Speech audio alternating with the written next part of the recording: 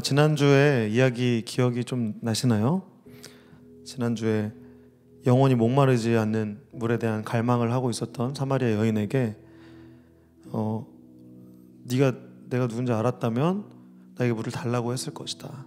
영원히 목마르지 않을 것이다. 그런 우물이 될 것이다. 말씀하시는 예수님에게 그 여인이 이렇게 대답합니다.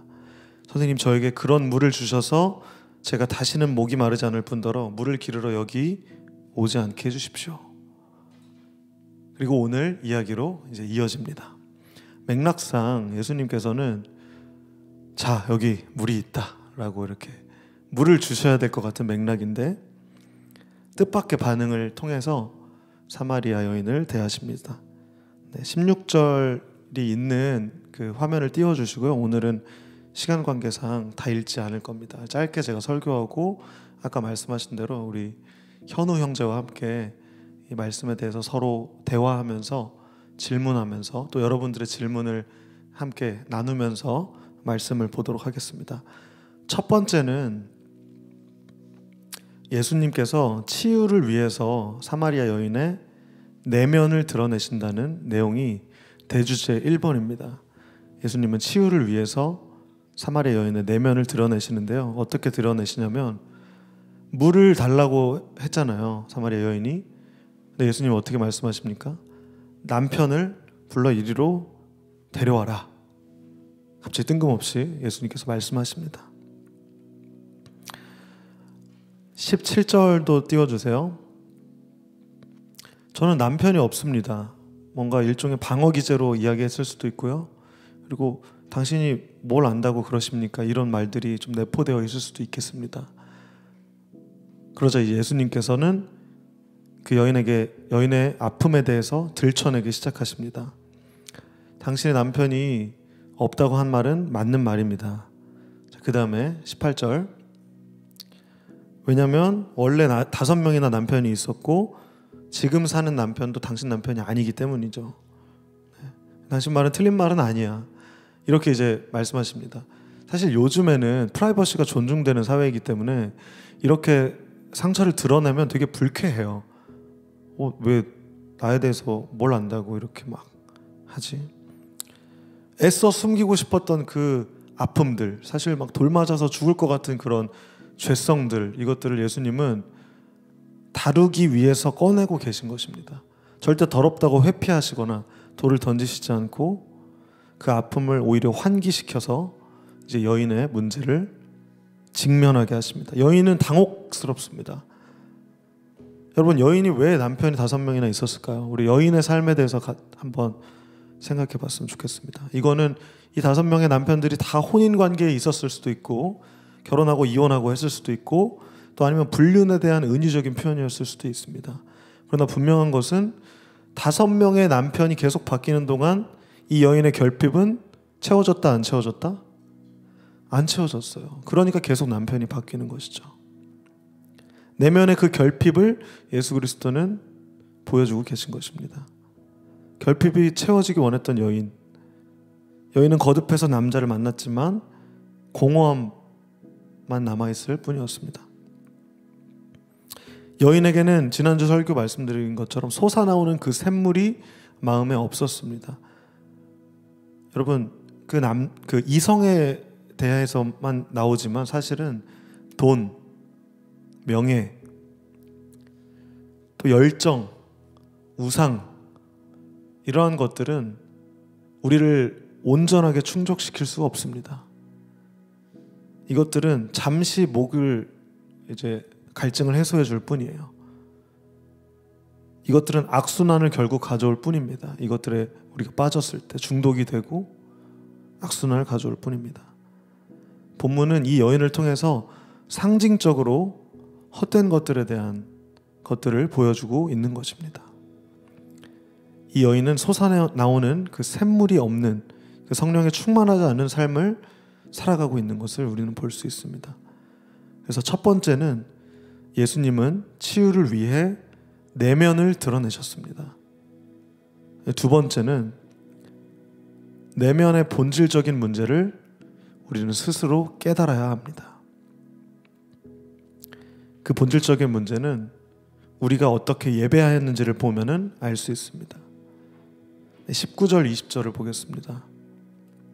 놀란 여자가 질문합니다. 내 과거를 어떻게 알았지? 질문합니다. 갑자기 남편 이야기에서 이 여인은 예배 이야기를 던집니다. 이 본문을 빠르게 읽으면 사실 이 맥락이 이해가 잘 되지 않아요. 저는 이것들을 이제 묵상하면서 어떤 느낌이었냐면, 여자의 결핍에 대해서 이야기를 하고 이 여인은 자신의 내면을 성찰하고 들여다보면서 내 남편에게 의존했던 이 문제가 아니라 예배의 문제구나라는 것을 영적으로 직감하였던 것입니다. 내 내면에, 내 영적의 갈망의 문제가 있었던 것이구나라고 문제를 스스로 깨달았던 것입니다. 여러분 각자의 내면에 문제들이 있으실 거예요. 이 문제는 다양하게 바뀝니다. 예를 들어서 20대 때 돈이 없어서 문제가 됐다면 30대 때는 좀 돈이 좀 생기거든요. 또 다른 결핍의 문제가 생겨요. 40대, 50대도 똑같습니다. 계속해서 우리는 그 본질, 내면의 본질의 문제가 생겨요. 예를 들어서 20대는 미래에 대해서 고민하지만 30대 때도 물론 고민하긴 하지만 그게 주된 문제는 아니라는 것입니다. 우리는 계속해서 악순환에 고민에 빠지지 않고 스스로 깨달을 수 있어야 합니다. 그런데 그것을 어떻게 볼 수 있냐면, 우리는 무엇을 예배하고 있는가? 우리는 어떻게 예배하고 있는가? 이것을 통해서 우리는 깨달을 수가 있는 것입니다. 그래서 이제 예배는 어디서 예배를 드려야 되는지 모르겠습니다. 20절 한번 보겠습니다. 유일한 장소가 유대인들은 예루살렘에서 예배 드려야지 찐이라고 하고, 또 우리 조상들 사마리아 사람들은 이 그리심산이라는 산에서 예배를 했다고 합니다. 네. 저는 이제 이 본문을 또 묵상하면서 어떤 생각이 들었냐면, 우리 지지난 설교에서 세례받는 사람이 많아지는 것을 보고 누구 세례가 더 옳습니까? 막 이렇게 논쟁했던 그 세례 요한의 제자들이 떠올랐어요. 여러분, 사람이 많은 게 그렇게 중요합니까? 예배 장소가 그렇게 중요합니까? 그렇지 않습니다. 자신들이 옳은 대로 나는 세례 요한의 제자니까 저는 세례 요한의 세례가 맞다고 해주세요, 이걸 듣고 싶은 거예요. 질문들을, 누가 옳은지를 두고 싸우는 모습이 사실은 그렇게 중요한 문제가 아니었습니다. 21절에서 예수께서 이렇게 말씀하십니다. 여인이여, 나를 믿으시오. 이 산에서도 아니고 예루살렘에서도 아닌 당신네들이 아버지께 예배할 때가 올 것이오. 대주제 3번입니다. 3번은 예배는 장소가 아니라 때가 중요합니다.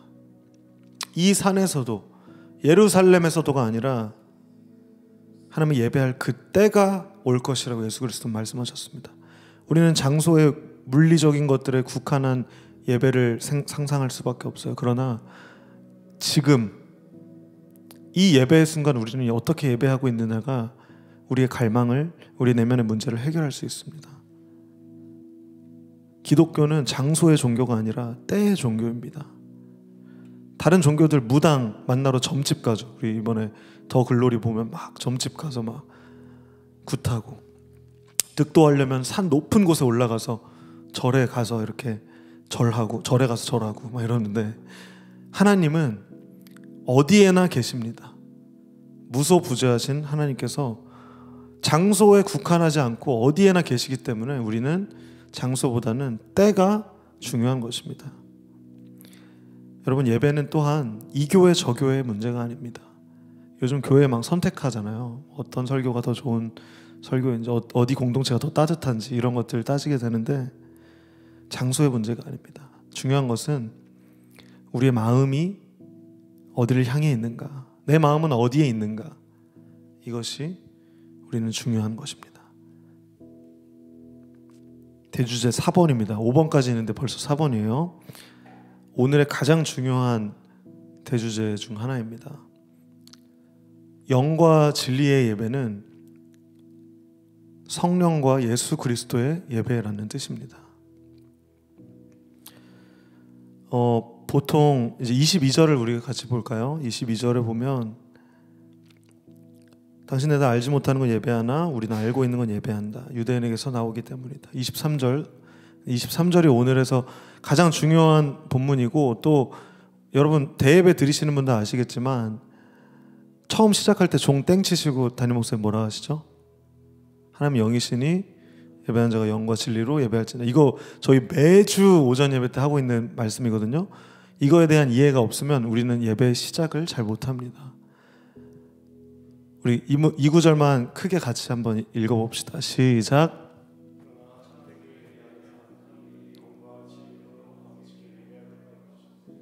지금이 바로 그때요. 그리고 하나님이 찾으신대요. 영과 진리로 예배하는 사람을 찾으시는데, 여러분 영과 진리로 예배하는 게 뭘까요? 바로 성령과 예수 그리스도 함께 하시는 그런 예배인 것입니다. 무슨 뜻인지 좀 더 자세하게 설명하려고 하는데요. 저 쉽게 설명하려고 예수 그리스도와 성령을 이야기를 했지만, 먼저 영은 이제 헬라어로 푸뉴마라고 합니다. 푸뉴마는 바람이라는 뜻도 있는데요. 그 성령의 성질을 나타내기 굉장히 좋은 표현인 것 같아요. 바람, 푸뉴마. 그런데 이제 우리의 영혼이, 이게 이제 영어 성경에서는 in spirit이거든요. in spirit, 영 안에. 그런데 우리의 영혼 안에 성령이 충만한 그러한 예배가 돼야 한다는 것입니다. 영과 진리로. 중에 영, in spirit, 내 영에 성령이 가득 차 계시는 상태로 우리는 예배해야 된다. 그 다음에 진리가 뭡니까 여러분? 불변하는, 변하지 않는 것이 진리인데, truth, in truth, 진실이라고도 하죠. 이 진리는 예수 그리스도의 그 말씀 가운데서도 나타납니다. 내가 길이요 진리요 생명이라고 말씀하셨던 그 예수 그리스도를 통하여서 우리는 우리의 죄가 속죄되었고 우리가 하나님께 예배할 수 있다는 것을 믿음, 이것이 바로 오늘 이야기하는 영과 진리의 예배입니다. 여러분 우리가 자칫해서 속는 거는요, 우리가 신령과 진정으로 하나님께 간절하게 그리고 올바른 자세로 정말 의로운 예배를 드리게 해주십시오, 우리의 힘으로 라고 기도할 때가 얼마나 많은지 모르겠어요. 그러나 이것은 엄격하게 말하면 잘못된 이해입니다. 성경에 대한. 여러분 우리의 의지로 신령과 진정으로 영과 진리로 예배할 수가 없어요. 구조적으로 우리는 그저 믿을 뿐입니다. 우리는 성령을 우리 안에 모실 뿐입니다. In spirit, in truth. 여러분 절대 착각하지 마시기 바랍니다. 우리의 힘으로 와 내가 정말 찬양할 때 막 손을 꼭 들어야 돼, 이런 게 아니에요. 이런 동작들은 자연스러운 반응이에요. 반응. 이것들에 집착하시면 절대 안 됩니다. 예배는 성령에 충만했을 때 눈물도 나오고 감동이 되는 것이지, 내가 이 음악을 들으면서 그냥 눈물 흘리고 이게 내가 예배를 잘 드렸다, 이게 절대 아니에요. 예배는 하나님의 계시, 하나님께서 우리에게 하나님을 자신을 드러내 보이시고 우리가 그것에 반응하는 것뿐입니다. 형식은 그냥 보여지는 것을 재해석하는 것뿐이에요. 여러분 절대 형식주의 예배에 빠지지 마시고 내가 내 몸을 막 단련시키고 쳐서 예배 잘 드리려고 하지 마세요. 결국은 우리 마음의 문제입니다. 뜻이 있으면 길이 있고 우리의 예배 자세는 그러합니다. 하나님은 그렇게 영과 진리로 예배하는 자를 찾으십니다. 영과 진리로 우리가 함께 예배하는 DY 공동체 되기를 원합니다. 마지막 5번입니다. 5번은 우리가 원하는 메시아를 기대하면 안 됩니다. 25절 봅시다. 그리스도라, 여자가 이제 이야기합니다. 네, 알겠어요. 영과 진리로 예배하는 거 알겠는데 듣자 하니까 사마리아에서는 그리스도라고 하는 메시아가 오실 거래요. 구약에서 계속 얘기해요. 그분이 오시면 저에게 모든 이 예배에 대한 거 설명해 주실 것 같아요. 바로 앞에 구원자 그리스도 예수가 계신데도 불구하고 이 여자는 딴 곳에서 찾고 있습니다. 왜 그랬을까요? 이 여자가 바라는 메시아의 모습과 지쳐서 쉬고 계셨던 예수 그리스도의 모습은 그 이미지가 겹치지 않았기 때문이에요. 달랐기 때문입니다. 그러자 26절 예수 그리스도께서, 답답하신 예수 그리스도께서 자신을 드러내십니다. 처음으로 요한복음에서 드러내시는 장면이에요. 지금 당신과 이야기하고 있는 내가 바로 그 메시아요 라고 말씀하십니다. 여러분 어떤 메시아를 기대하고 상상하십니까? 당시에 헤롯 집권에서 탄압받으면서 유대인들은 메시아를 기다리고 있었는데요. 우리 삶도 사실 비슷한 것 같습니다. 우리의 삶은 결핍이 있고 힘들고 구원자를 기다리는 삶입니다. 그러나 우리는 그리스도 예수 메시아를 어쩌면 우리의 모습으로 재단하고 있는지 모르겠어요. 우리의 모습으로 그 구원자를 상상하곤 합니다. 진리는 꼭 우리가 원하는 방식으로 와야 할 것처럼 느껴집니다. 여자도 그랬습니다. 그러나 여러분, 우리가 원하는 메시아가 아니라 실존하시는 하나님 그 자체를 말씀 가운데서, 그리고 여러분들의 삶 가운데서 발견하기를 축복합니다. 오늘 1번부터 5번까지 다시 한번 말씀드리고 설교를 마무리합니다.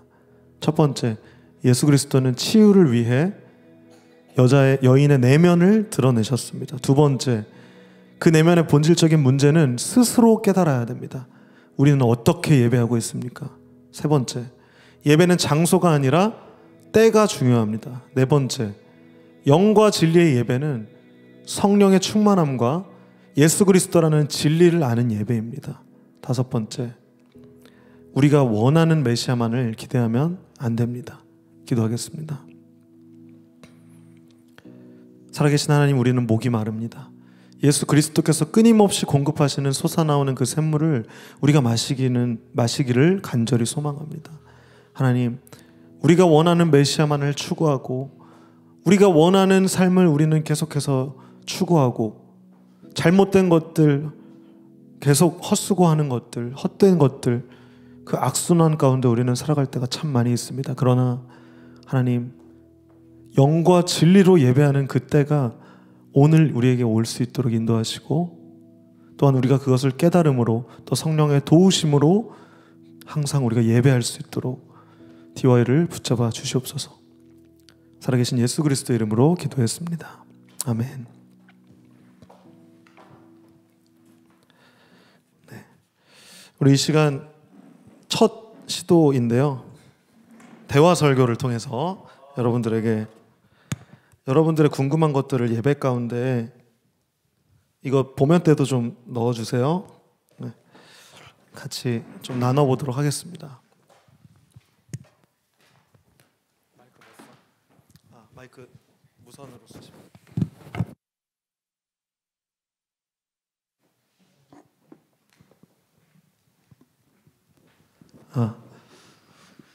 네, 저희 모니터에도 무선 넣어주세요. 네. 되게 어색하네요. 처음 하다 보니까. 네, 반갑습니다. 저는 여러분처럼 설교를 듣는 지극히 평범한 청년 중에 한 사람인데, 설교를 듣다 보면 저희가 이제 뭐 매주 그러시는 분들도 있고 안 그러는 분들도 있겠지만, 우리가 이제 일방적으로 받아들이는 설교를 들으면서 내 안에 개인적인 궁금함이 있을 수 있겠는데요. 그거는 나의 어떤 신앙 상태도 반영이 될 것이고, 어떤 나의 지식 상태나 뭐 믿음 상태에 따라서 여러 가지 설교를 들으면서 의문이 생길 텐데, 저는 오늘 제가 여러분들을 대표로 해서 제가 오늘 설교를 들으면서 좀 궁금했던 몇 가지를 한번 들고 와봤습니다. 네, 그래서 한번 자유롭게 저랑 전도사님이랑 질문을 주고받는 과정 속에서 뭐 여러분들이 이미 알고 있는 걸 수도 있고 아니면 궁금한 걸 수도 있고 궁금하지 않은 것일 수도 있습니다. 네, 하지만 저희가 한번 첫 진행을 해볼 테니 잘 들어주시고 해주시면 감사하겠습니다. 네, 그러면 감사합니다. 그러면 첫 번째 질문을 제가 한번 드려보겠습니다. 네, 결국 첫 번째 사마리아 여인의 어떤 남편이 되게 많이 있었는데, 결과적으로 이제 18절을 띄워주시면 한번 더 감사하겠습니다. 예수님께서는 남편이 5이나 있으나 없다고 한 말이 참이라고 했습니다. 그럼 이제 지금까지 어떤 뭐 결혼 아니면 연애를 모두 헛되다고 예수님께서 보셨던 건데요. 그렇다면 과연 지금 여기 앉아있는 저도 그렇고 여기 앉아 계시는 분, 물론 뭐 연애를 한 번도 안 해본 분도 계시겠지만 보편적으로 연애를 몇 번 겪어오면서 저희는 지금 헤어진 사람들도 있고 안 헤어진 사람들도 있습니다. 근데 아마 거의 대부분 뭐 결혼까지 간 분은 많이 없겠죠. 저도 또한 연애를 꽤 했지만 몇 번 했나요? 네? 총 연애 몇 번 했나요? 셀 수 없어요. 대본에 없는 말씀을 하시는데 네. 한 8번 정도인 8번 것 같습니다. 연애는. 네. 사마리아 여인보다 더 하셨네요. 네, 사마리아 여인보다 더 많습니다. 네, 아무튼 그러면 저는 오늘 설교를 들으면서 그렇다면 과연 내가 지금까지 한 어떤 모든 연애를 생각해 보면은 저는 정말 진심으로 사랑했던 사람도 있던 것 같고 아니면 그냥 가벼웠던 사람도 있던 것 같은데 그럼 제가 지금까지 겪어왔던 모든 어떤 연애의 감정이나 그런 것들이 결국 내가 예배를 대하는 혹은 신앙이 내가 부족해서 지금까지의 모든 모든 연애가 다 실패했다고 생각이 저는 좀 들거든요. 그러니까 전 원래 제가 지금까지 연애를 할 때 이게 잘 되고 잘 안 되면 그냥 온전하게 내가 얼마나 그 자매를 뭐 사랑했느냐, 뭐 잘해 주었느냐라고 생각했는데 이 사마리아 여인을 보면서 그러면 내 신앙도 내 연애에 좀 영향을 주었을까라는 의문이 들었습니다. 어떨까요, 과연? 이렇게 말씀을 우리의 삶에 적용을 하다 보면 뭔가 이제 내 스토리에 그 말씀을 이렇게 맞출 때가 참 많이 있는 것 같아요.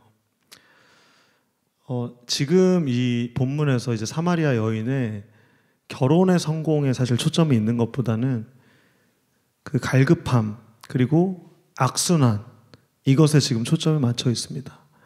그런데 이제 이 질문에서 보시면 뭔가 이제 연애를 해오면서 결혼의 결실을 맺지 못했기 때문에 이것들이 뭐 헛된 것들이 아닐까요? 뭐 내 예배가 잘 못 드려지는 내 신앙 때문에 이것들이 실패한 건 아닐까요? 뭐 이렇게 해석할 수도 있지만 사실은 이것들은 약간 그 말씀의 본질과는 약간 거리가 있는 접근이에요. 그래서 다시 말하면 사실 뭐 굳이 대답하라면 연관이 되어 있을 수도 있고 없을 수도 있지만 그것은 그렇게 중요한 것이 아니다. 여기서 중요한 것은 뭐냐면 이 여인의 결핍 그리고 반복된 실패 이것을 통해서 그 여인이 성찰을 통해서 예배를 생각해냈다라는 것이 굉장히 중요한 부분입니다. 다시 말하면 여러분들의 방황의 시간, 뭐 연애의 실패 이런 것들을 굳이 이렇게 예배와 연관 짓지 않으셔도 괜찮아요. 네. 네. 굳이. 네. 그리고 너무 죄책감에 휩싸이지 않으셨으면 좋겠어요. 그리고 심지어 결혼을 하더라도 요즘에는 이혼을 굉장히 많이 합니다. 그것도 이혼하신 분들도 같은 고민들을 해요. 제가 이거 인생의 실패 아닙니까? 예배가 제 잘못됐기 때문에 제 인생이 이렇습니까? 막 이런 고민들을 하시거든요. 그러나 여기서 중요한 것은 우리의 실패라는 것에 초점을 맞추는 것이 아니라 우리는 어떻게 예배하고 있는가 이것이 중요한 키워드입니다. 네. 감사합니다. 혹시 지금 이제 제가 질문을 하면서 답변을 해주셨는데 뭐 궁금증이 혹시 해소가 안 되신 게 있을까요? 예, 손을 들어주시면은 마이크가 아마 갈 겁니다. 전혀 관계없는 질문도 괜찮습니다. 네, 없으면은 다음 질문으로 넘어가겠습니다. 21절을 보면은 이 산에서도 예루살렘에서도 말고 정말 아버지께 예배를 드려라라고 했습니다. 근데 이거는 이제 이 당시의 신약 시대고 이거를 현 시대에 대입을 해보면은 제가 듣기에는 뭐 어떤 교회의 어떤 규모나 어떤 음향 장비나 또 어떤 정말 좋은 찬양단, 좋은 설교 이것에 관계없이 진짜 온전하게 내가 아버지께 예배를 드려라라고 저는 해석을 했습니다. 그런데 제가 보기에 이 땅의 많은 교회들은 그리고 지금 제가 앉아있는 우리 교회도 굉장히 좋은 장비들과 굉장히 뛰어나신 찬양단 분들이 있고 좀 뭔가 그런 장비, 환경에 신경을 쓰는 모습을 볼 수 있는데요. 이거는 제가 어떻게 생각을 해야 될까요? 오늘 예배 그 설교에서 보시면 들으신 것과 같이 영과 진리로 예배한다는 것은 사실은 화려한 찬양단, 장비와는 거리가 좀 있습니다. 이거는 약간 술 설교할 때 제가 그 아디아포라 이야기하면서 본질과 비본질에 대해서 이야기를 한 적이 있는데요. 그런데 사실 또 이 질문을 조금 이렇게 돌아보면 사실 화려하지 않은 교회가 훨씬 많아요. 우리의 눈에 띄는 교회들은 화려한 것들이 이제 눈에 들어오고 저러면 안 되는 거 아닌가 하는 비판적인 마음이 들지만, 사실 교회들은 막 이렇게 좋아지려고 하는 모습보다는 여전히 수많은 교회가 어렵고 가난하고 이런 교회들이 많아요. 우리가 눈에 안 들어오기 때문이죠. 그러나 이제 우리 교회만 하더라도 6년 동안 굉장히 이제 좋아졌어요. 막 이게 베이스 우퍼도 생기고 드럼 부스도 생겼고, 저 처음 제가 6년 전에 왔을 때는 찬양을 트리오로 했었거든요. 3명이서 했었는데 지금 막 풀 세션이 됐고, 또 막 여기 이번에 인테리어 보셨어요? 여기 바뀌신 거? 인테리어도 했고 5층도 증축됐고 막 다양한 것들이 바뀌었습니다. 그러나 이것들은 본질적인 건 아니에요. 그냥 필요에 따라서, 문화에 따라서 바뀌는 것 뿐입니다. 그러나 이것들을 너무 본질적인 거라고 생각하고 교회가 이렇게 이끌어 간다면 그건 분명히 잘못된 거죠. 그러나 저는, 저희 교회는 그 본질을 잘 지켜가고 있다고 생각해요. 본질은 뭡니까? 오늘 설교처럼 영과 진리예요. 우리의 마음이 성령으로 충만하게 예배하고 있는가? 우리는 예수 그리스도라는 그 진리를 따라서 예배하고 있는가? 그러나 우리가 이 질문을 통해서 다시 한번 느껴야 될 것은, 만약에 연주자분들이 막 이렇게 많이 생기시고 그 장비들이 막 생겼는데 본질을 보지 못하고 뭐 이런 비본질적인 것들에 끌려서 예배를 제대로 하지 못하고 있다. 그렇다면 정말로 반성해야 할 것입니다. 우리가 점점 장비가 좋아지고 환경이 좋아질수록 우리의 본질과 우리의 중심이 그것을 담기에 충분한 그릇이 되는 것이 이 질문에서 제일 중요한 점인 것 같아요. 그러면은 제가 듣기로는, 그럼 저희가 이렇게 이러한 것들은 비본질이고 영과 진리가 본질을 하셨는데, 지금 저희가 이런 비본질을 좀 키운다는 의미는 저희가 더욱더 영과 진리로 나아가기 위한 어떤 도움 수단으로 생각하면 될까요? 그렇죠. 결국은 우리는, 인간은 필요에 따라 움직이는데, 인원이 많아졌을 때 우리는 모든 사람들에게 말씀을 전하기 위해 마이크가 필요합니다. 제가 목소리 성대도 안 좋은데 이렇게 이야기를 하면 저기 뒤에 계신 우리 이천 회장한테도 잘 안 들리고 저도 힘들어요. 이러한 것 때문에 마이크를 쓴다고 해서 사실은 큰 문제가 되진 않아요. 그러나 마이크가 1,000만 원짜리고 막 성도들이 헌금을 일주일에 100만 원씩 내는데 1,000만 원짜리 마이크를 쓰는 거야. 그럼 비본질이 어떻게 됐습니까? 본질이 돼서 욕먹을 만한 짓이 되는 거죠. 그렇게 되면 안 된다는 것입니다. 그래서 이것의 분별은 결국은 이제 교회 지도자들, 목사님들, 장로님들이 이제 이것들을 굉장히 열심히 지금도 기도하시면서 고민하고 계세요. 근데 아시다시피 지금 여기 리모델링 하신 거 담임 목사님이 직접 다 하시고, 이거 방음부스도 제가 견적 내달라고 하셔서 700만 원 견적 내드렸는데 100만 원 예산 가지고 목사님 직접 지으셨어요. 저희 교회는 이런 교회예요. 그렇기 때문에 저도 이 교회를 지키고 있고, 수많은 세상의 그런 기준과 다르게 움직이고 있는 우리 교회의 모습, 여러분들이 잘 알지 못하시는 그러한 숨겨진 수고와 그 본질들이 저는 이 교회를 여전히 지탱하고 있다고 생각합니다. 네. 감사합니다.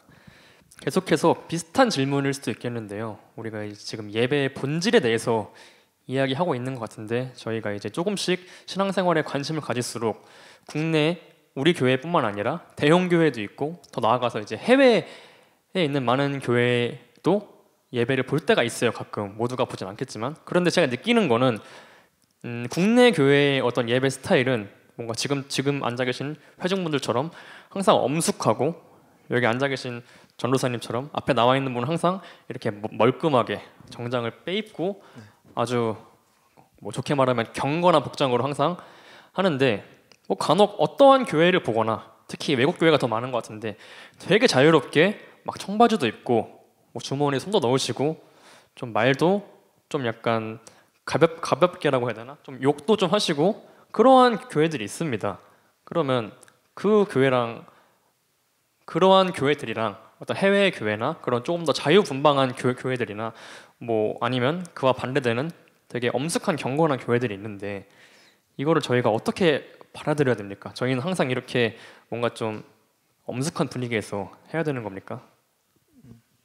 어떠세요, 여러분? 어떤 분위기가 좋으세요? 뭔가 엄숙한 게 좋으세요? 자유로운 게 좋으세요? 굳이 하나를 선택한다면 자유로운 게 좋으신가요? 지금 이것도 이제 일종의 자유로운 시도잖아요. 사실 예배 가운데서 해보지 않았던.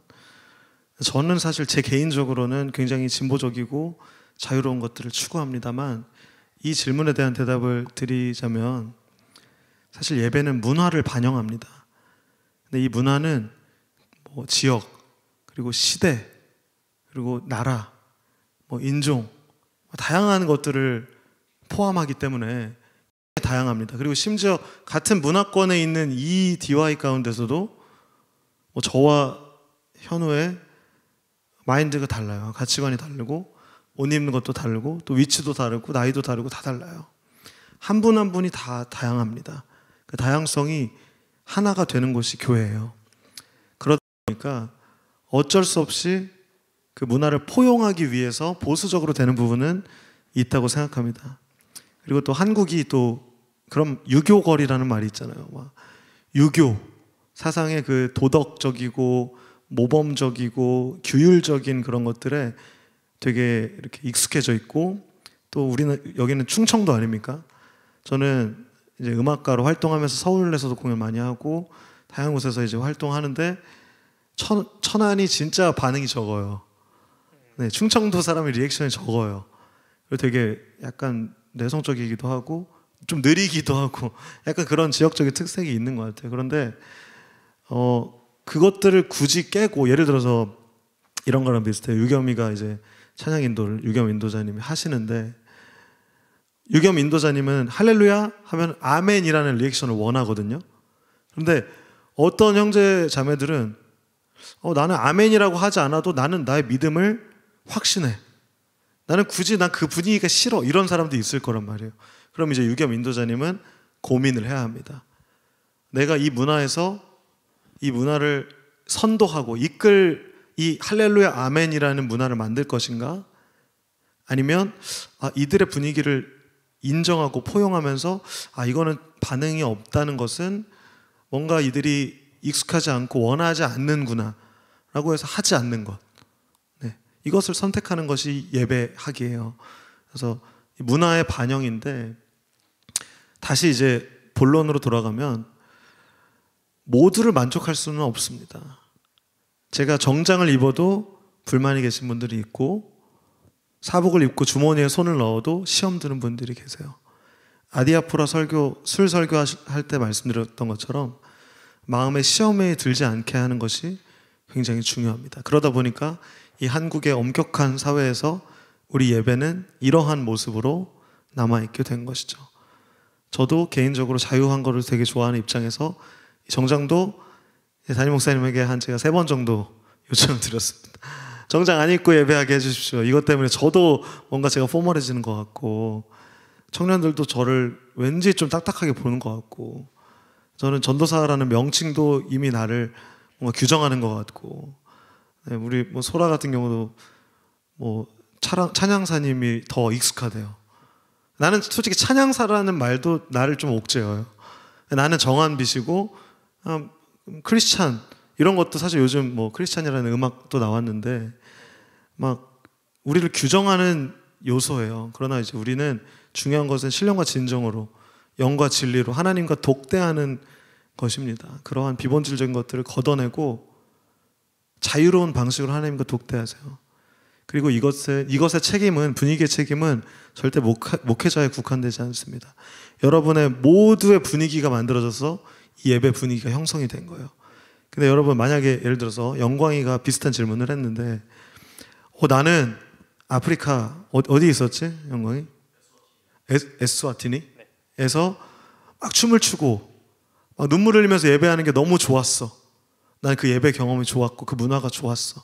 그래서 여기서 춤을 막 췄어. 여기서 이게 허용 가능합니까, 여러분?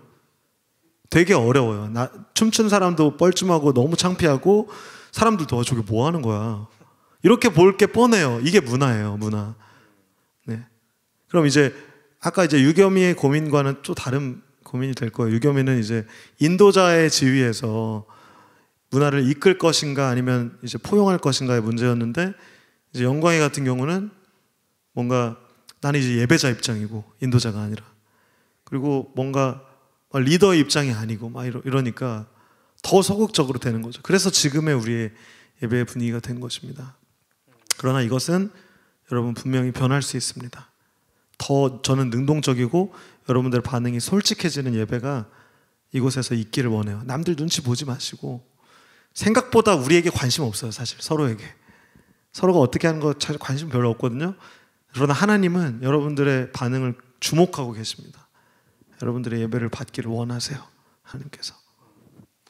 그러면은 지금 저희가 드리고 있는 이 예배의 분위기는 저희가 살고 있는 지역과 그리고 지금 이 시대와 그리고 각각 모두 한 명 한 명이 결국 만든 거다라고 볼 수 있겠네요. 그렇죠. 뭐 누구 한 명이 이렇게 우리 이렇게 조용하게 하자가 아니라 뭐 그런 거를 말씀하시는 거네요. 맞아요.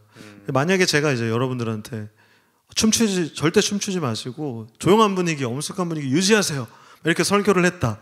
그럼 이제 제 책임이 되는 거죠. 그러나 저는 한 번도 그런 설교를 한 적이 없고, 오히려 여러분들이 자유하셨으면 좋겠어요. 저는 박수 소리도 더 컸으면 좋겠고 손도 들었으면 좋겠고. 근데 이게 억지로 들으려면 사실 안 되는 거 알거든요. 그래서 저는 굳이 설교 때 여러분 손 들고 찬양하세요, 박수 치세요, 이러면 안 하는 거예요. 할렐루야 아멘도 여러분들이 정말 그 행위를 통해서 은혜 받으시잖아요. 야 아멘 하지 마 해도 아멘이 나와요. 이것은 자연스러운 반응입니다. 우리의 반응 없음에 다시 한번 생각하고 하나님 만나면 그 반응은 자연스럽게 나오게 됩니다. 이거 제가 들으면서 생각이 들었는데, 아까 전도사님이 여쭤봤을 때 뭔가 좀 나는 자유한 예배를 드리고 싶다라고 했을 때 그렇다라고 한 사람들이 계셨는데, 네. 저는 그분들께 한번 좀 여쭤보고 싶은 게 과연 그 분들이 좀 원하는, 말씀하시는 자유한 예배가 뭐 어떻게 예배를 드리고 싶다는 건지 저는 좀 개인적으로 듣고 싶거든요. 아까 재우가 좀 자유하고 싶다라고 말한 건데 뭐 어떻게 자유하고 싶은지 좀 간단하게 말씀해 줄 수 있을까요? 마이크 좀 갖다 주세요. 네. 마이크 필요 없을 것 같고요. 네. 이제 저 같은 경우에는 저도 이제 인도자 입장에서 이렇게 했었는데 좀 일례를 하나 드릴게요. 예전에 제가 후드를 입고 찬양 인도를 한 번 한 적이 있어요. 저녁 예배 인도를 하는데 목사님한테 한 소리 들었어요. 이제 그런 사례들이 있다 보니까 좀 거성한 부분이 있는 거죠. 그러니까 특히 복장 부분이 이제 정장 아니라 조금 이렇게 간편하게 좀 그렇게 하는 분위기가 좀 괜찮지 않을까. 아무래도 복장에서도 사람이 그 자세와 태도들이 다 나오는 거다 보니까 제가 이 복장으로 직장에 간다 그러면 바로 욕먹는 그 복장이잖아요. 그러는 것처럼 그 복장 자체에서 분위기가 연출이 되는 거다 보니까 조금 더 자유로운 분위기는 자유로운 복장에서 나오지 않을까라는 생각에서 저는 그렇게 자유로운 것이 좋지 않을까. 그거의 첫 번째는 복장이 최우선일 것 같다. 그런 의견 제시를 하고 있습니다. 자유로운 복장에 대해서 감사합니다. 복장이 전도사님도 그렇고 많은 청년들이 뭐 여기 계신 전도사님도 뭐 청년이시니까 다들 복장에 대한 자유함이 조금 있으신 것 같습니다. 네, 맞아요. 또 패션 되게 현우 형제도 되게 중시하시잖아요. 인스타 업로드 하시는 거 보시나요? 되게 브랜드별로 이렇게 잘, 되게 패션에 굉장히 민감하시고 선두주자신데, 저는 뭐 그렇게 옷을 잘 입지는 못하지만 저의 관심사는 청년들에게 더 다가가고 싶고, 또 제가 이렇게 정장을 빼입고 안녕하세요 정원빛 전도사입니다 라고 다가가는 거랑 뭐 좋아하세요? 그냥 평상복 입고 그냥, 왜냐면 저의 일상은 월화수목금은 음악을 가르치거나 대학원 학생이에요.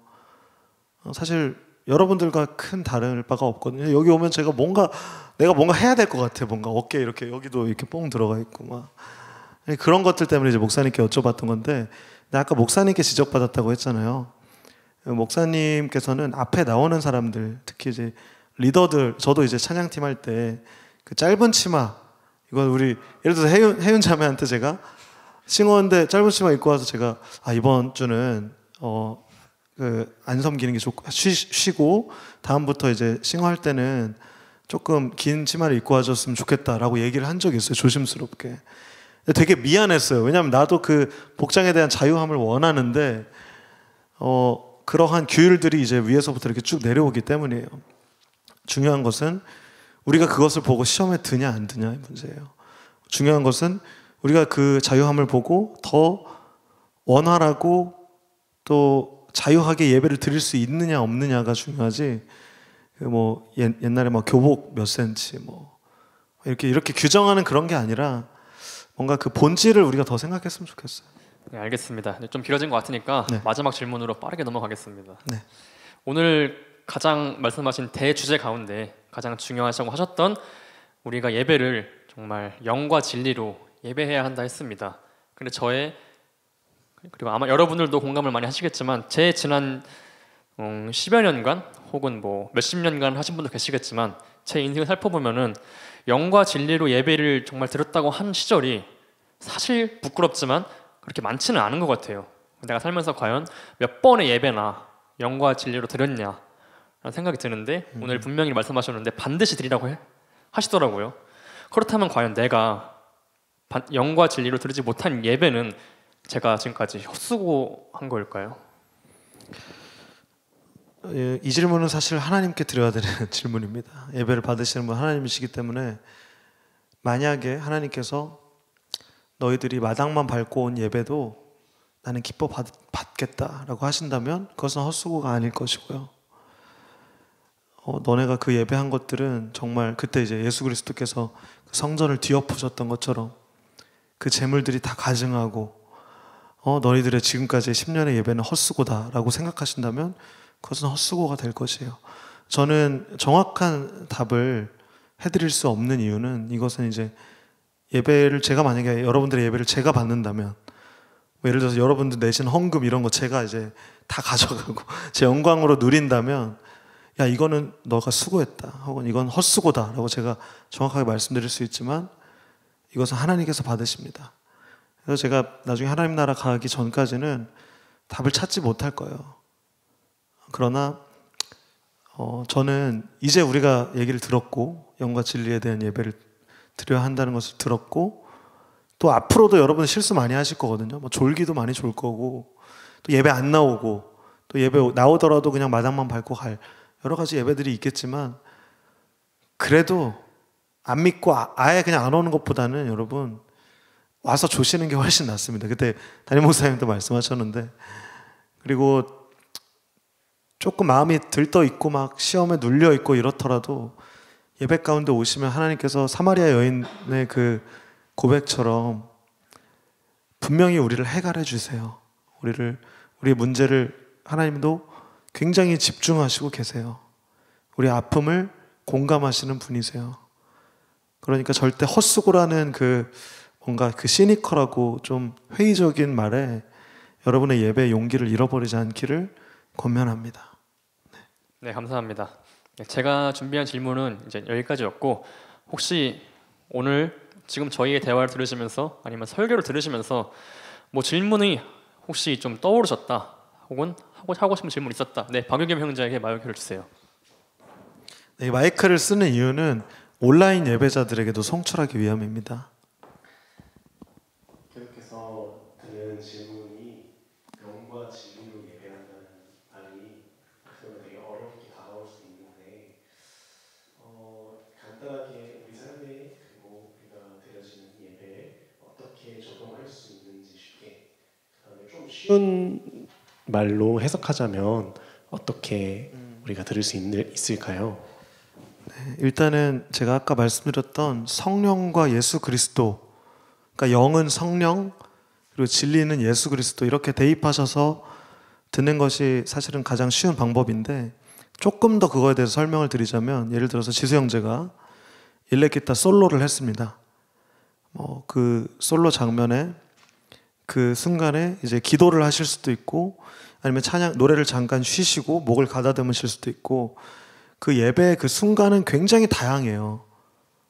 네, 그 순간. 그러나 이제 지수 형제가 기타를 이렇게 치면서 야, 나 오늘 이렇게 톤 멋있게 쳐가지고 이 내가 준비한 릭 혹은 내가 카피한 이거를 잘 끝내야지 이렇게 머문다면 이건 영과 진리로 드린 예배가 아닌 거예요. 그러나 성령님께서 주시는 마음으로 내가 이걸 통해서 하나님께 영광을 올려드려야겠다. 그리고 내가 이렇게 할 수 있는 것은 예수 그리스도를 통하여서 예수 그리스도의 이름으로 표현할 수 있다라는 것을 분명히 알고 믿고 있다면 그것은 영과 진리로 드리는 예배가 됩니다. 그 기타를 치는 것이 예배 행위가 되는 거예요. 기타에 국한된 것이 아니라 아무것도 맞지 않으신 분들, 나는 지금 옆 사람과 떠들고 싶은데 내가 한마디 시작하면 끝도 없이 말할 것 같아. 이거 좀 참아야지. 이 든 마음, 이게 영과 진리로 예배하는 거예요. 왜냐하면 성령님이 그 마음을 주신 거거든요. 네. 여러분이 생각했다고 착각할 수 있지만 사실 성령님의 인도하심이에요. 이미 우리가 교회 생활을 통해서 알게 된, 깨닫게 된 그 요소들을 가지고 우리는 그런 마음이 든 것이거든요. 네. 그래서 되게 신비해서 저도 뭐 성령님의 그 일하심을 완벽하게 설명하기는 어려워요. 바람 같으신 분이셔서 그 푸뉴마, 영이신 분이시기 때문에 완벽한 이해는 하긴 어렵지만 쉽게 우리가 기억하기 위해서는 영과 진리는 성령과 예수 그리스도라고 요약해 볼 수 있습니다. 네.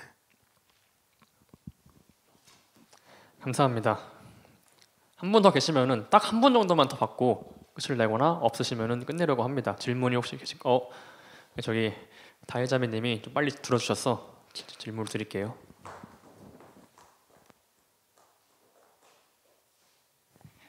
온라인 예배로도 영과 진리를 다한 예배를 드릴 수 있나요? 네, 이거 확실하게 말씀드리겠습니다. 있습니다. 온라인 예배라는 것은 사실 예배 확장을 이제 시켰거든요. 코로나가 준 우리의 선물인데 사실 코로나가 우리를 격리시키면서 마치 교회가 무너지는 듯 했습니다. 연합과 모이기에 힘쓰는 것이 사라지는 것 같은 느낌 받았습니다. 그러나 오늘 말씀과 같이 하나님은 어디에나 계시고 장소에 국한한 예배를 원하시지 않습니다. 그리심삼에서 드리시든 아니면 어디에서 드리시던 분명한 것은 하나님은 어디에나 계시고 우리의 마음이 성령으로 충만함을 가졌는가, 그리고 예수 그리스도 그 진리 대신 그 본질을 알고 있고 믿고 있는가, 이것이 따르기 마련이에요. 그러나 이제 우리가 조심해야 할 것은 그 온라인 예배는 지금 음향 엔지니어분 잘 아시겠지만 라이브에서 오는 그 음향적인 효과를 받지 못해요.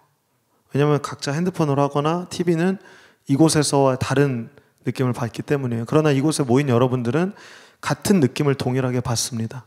이 질감, 텍스처, 분위기, 사소한 예를 들어서 오늘 예배 시작할 때 꼬마 아이가 여기서 박수를 쳤잖아요. 이러한 요소들을, 이런 디테일들을 함께 공유할 수가 없는 거예요. 그것의 리스크는 있어요. 그러나 중요한 것은 그것을 넘어서 역사하시는 하나님을 경험하고 신뢰함으로 예배했다. 그렇다면 저는 온라인 예배로도 영과 진리로 충분히 예배할 수 있다고 믿습니다. 그러나 교회 생활은 어려워요. 네. 교회의 공동체는 또 예배와 다른 개념입니다. 네. 교회가 하나 되어 예배한다는 것은 우리의 교제를 의미해요. 우리가 서로를 알고 사랑하고 하나 된 마음으로, 화목한 마음으로 예배한다는 것은 그 교회됨은 온라인을 통해서 이루어질 수 없습니다. 그리고 어쩌면 우리가 이곳 한 곳에 있지만 우리에도 여전히 그 예배의 모습이 결핍되어 있는 것들이 있어요. 우리가 서로를 아직은 환대하지 못하고 알지 못하는 것들, 이런 것들이 우리 예배를 방해하는 요소가 될 수 있다는 그 사실을 우리는 알았으면 좋겠습니다. 그래서 꼭 우리가 하나 되어서 한 마음으로 하나님 예배할 수 있는 그러한 DY 공동체가 되기를 소망합니다. 네, 그냥 한 줄 요약하면 그냥 교회 나오시랍니다. 네, 이렇게 될까봐 이런 대화 설교를 하는 거예요. 네, 네. 이거 들으면서 그래서 어쩌라는 거야라고 한번 생각하실 텐데, 예, 그냥 나오시면 될 것 같습니다. 나오는 것이 여러모로 좋습니다. 그러나 영과 진리라는 그 질문에는 분명히 온라인 예배로도 드릴 수 있습니다. 네, 감사합니다. 네, 질문이 하고 싶은 분 더 계시겠지만 그분들은 이제 예배 끝나고 자유롭게 전도사님께 팀 모임에서도 네, 팀 모임에서도 네. 팀장님과 각 팀원들과 나누시면 좋을 것 같습니다. 네, 이제 퀘스천 앤 앤서는 여기까지 하겠습니다. 네, 제가 기도하고 마치도록 하겠습니다.